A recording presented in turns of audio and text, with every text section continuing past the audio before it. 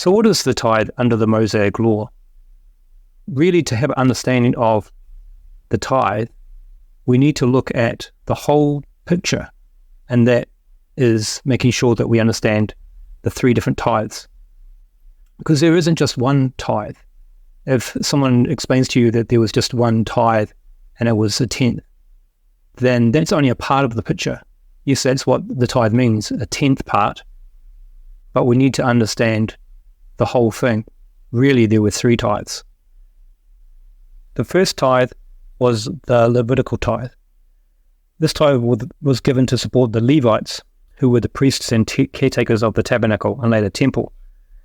They did not receive an inheritance of land, so the tithe was given so that they could survive.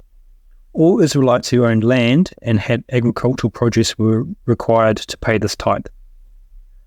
And where was it given? It was given to the Levites in their cities. And it was an annual tithe. Numbers 18:21 says, "And behold, I have given the children of Levi all the tenth in Israel for an inheritance, for their service which they serve, even the service of the tabernacle of the congregation." The second tithe was the festival tithe. This tithe was used to support the Israelites' participation in the annual festivals and feasts in Jerusalem. It was a way to promote unity and community among the people. All Israelites who owned land and had agricultural produce were required to pay this tithe as well. So where were they to take it? It was to go where God would choose to put his name, which is in Jerusalem. They would do this every year. Deuteronomy 14:22-23 says, "You shall truly tithe all the increase of your seed that the field brings forth year by year, and you shall eat before the Lord thy God in the place where he shall choose to place his name there. The tithe of your corn, of your wine, of your oil, and the first of your herds and of your flocks, that you may learn to fear the Lord your God always." The third tithe was the poor tithe. This tithe was used to support the poor, widows, orphans, and foreigners living among the Israelites.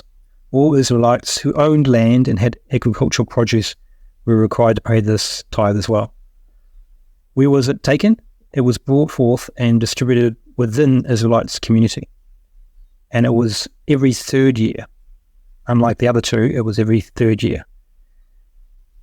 Deuteronomy 14:28 and 29 says, "At the end of 3 years you shall bring forth all the tithe of your increase the same year, and shall lay up within your gates, and the Levite, and the stranger, and the fatherless, and the widow, which are within your gates, shall come and shall eat and be satisfied, that the Lord your God may bless you in all the work of your hands which you do." So why do we usually just hear about there being one tithe or a tenth? It's because the Bible isn't actually that easy to figure out. It takes some time to look at how it's structured. And although Israelites would understand this implicitly, it would be ingrained to them that this is what happens. For outsiders looking in, it's actually a little bit difficult to figure out. So this is why we need to understand what the Bible actually says in regards to this particular law practice. Now we're going to look at how this ties in with the land, because there was a tithing Sabbath. So in addition to these tithes, there was also the practice of the Sabbatical year, which occurred every 7th year. During this year, the land was to rest and lie fallow, and the Israelites were not required to tithe from their produce. We can see that in Leviticus 25:1-7. This sabbatical year served as a reminder of God's provision and a time of release from agricultural work. During a 7-year period, including when the land was to rest and no tithes were required, the Israelites would have been giving around 20 to 23% per year through the combination of the different tithes. So you'd have at least 20% each year from the first two tithes, and on the third and the 6th year you would have the tithe to the poor.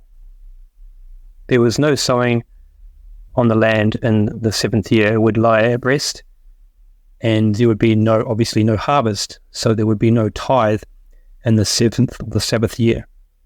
And so they would have to store up for those particular times.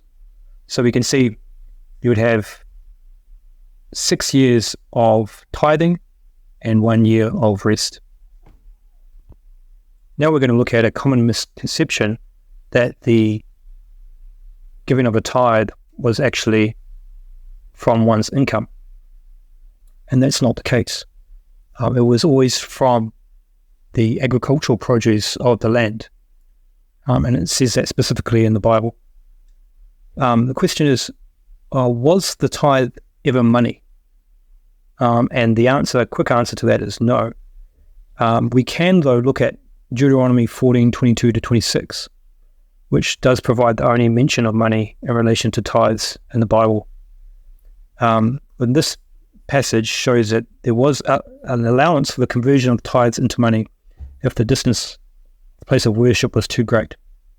So Deuteronomy 14:24-25 says, "But if that place is too distant, and you have been blessed by the Lord your God, and cannot carry your tithe, then exchange your tithe for silver, and take the silver with you, and go to the place the Lord your God will choose." This was specifically for the festival tithe, the second tithe. The tithe of the agricultural produce was swapped into money. That does not make the money tithe. If someone says that this is an example of tithe being money, that would be incorrect. That's reading into the text something that's not there. The value of the tithe was the money, and they swapped it. But that does not make the money the tithe. Also, with this festival tithe, if a person decided to redeem the tithe and not take it to Jerusalem, they would have to add 25% to it. In Leviticus 27:30-32, it says, "A tithe of everything from the land, whether grain from the soil or from fruit from the trees, belongs to the Lord. It is holy to the Lord. If a man redeems any of his tithe, he must add a fifth of the value to it, the entire tithe of the herd and the flock. Every 10th animal that passes under the shepherd's rod will be holy to the Lord." Here on the second tithe, they could redeem the tithe and eat it wherever they were, so that they didn't have to take it to Jerusalem. But they would have to add 25% to the value of that tithe, and then take that to Jerusalem and eat it there. As you can see, tithing was a complicated system under the Mosaic Law. And to really understand it, we have to look at the entirety of Scripture.